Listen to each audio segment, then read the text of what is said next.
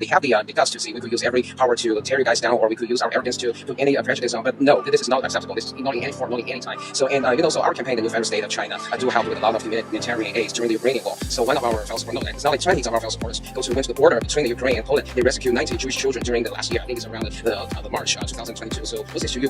What do you want to say? Well, it's important for us to realise, as Jews, as Americans, as English people, as Chinese people, the value of freedom. And the value of freedom really comes from the very nature of humanity itself. These rights of freedom are not granted by governments or anybody. They are innate. That's in the very Constitution, in the Bill of Rights of the United States. These are things that are granted to us by virtue of the fact of our own humanity and our own divinity. And in the extent to which that is expressed is the extent to which we support those movements that look to support that and stand out against tyranny and oppression, racism and hatred in all forms. Well, thank you so much for your encouragement and your support.